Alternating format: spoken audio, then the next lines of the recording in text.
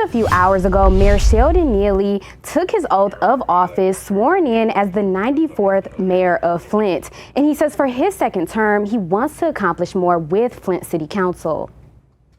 I, Sheldon Neeley, do promise to follow all the laws of the City of Flint, of the City of Flint, State of Michigan, Genesee County, to the best of my ability, so help me to God.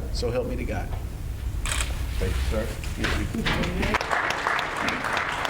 Community leaders, local law enforcement, and many Flint residents came together to watch the swearing-in ceremony for Sheldon Neeley's second term as Flint mayor. I'm here to support the Mayor Neeley and his administration, to let him know that he not only has my personal support as a person, but also as a pastor in the City of Flint. Sean Payne is a pastor at Galilean Baptist Church. He says in Neeley's second term, he'd like to see a bigger change with two main issues that have already been identified by Flint residents. Taking care of crime, elimination of crime, and then the blight around the City of Flint. I know it's not an effort he can do by himself. Mayor Sheldon Neeley says along with continuing the fight against crime and blight, his other priority this second term is to work more closely with Flint City Council. We want to make sure that we bridge the gap, making sure we communicate so I can get them the tools that they need to be able to service the residents of this great city.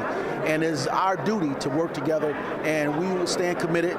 We stand with the olive branch in our hand to be able to continue to work with the City Council. Allie Herkenroder is the president of Flint City Council and represents the city's 7th Ward. Herkenroder says the council is looking forward to working with Mayor Neeley and pushing for progressive change in Flint. Having a mutual exchange of ideas is going to be absolutely crucial as we keep moving forward, and I think having that mutual respect for each other and understanding that we are co-equal branches of government, we can't do one thing without the other.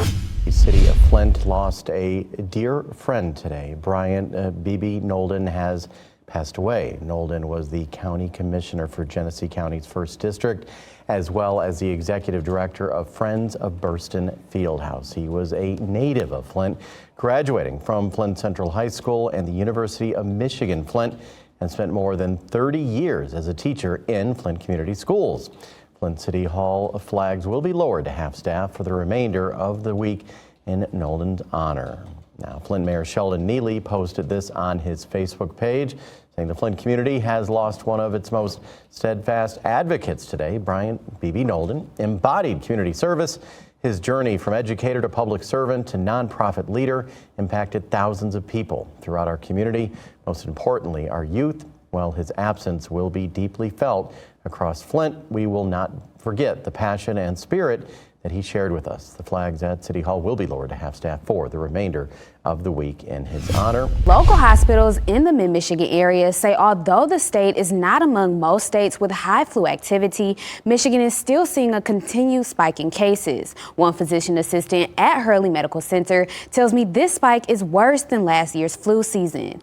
As of November 26, only 2.5 million Michiganders have received their influenza vaccine for the 2022-2023 season, which is 62.5% towards the state's goal of reaching 4 million administered doses. Lauren Giles is a physician's assistant in urgent care at Hurley Medical Center. Giles says the uptick in flu cases have spiked compared to last season and urges those to get their yearly flu vaccine, especially those who are considered high-risk patients.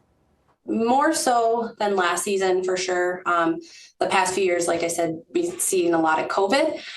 So seeing more flu this year, respiratory illnesses or heart problems or like asthma or COPD or diabetes, things that put you more at risk for complications from having the flu.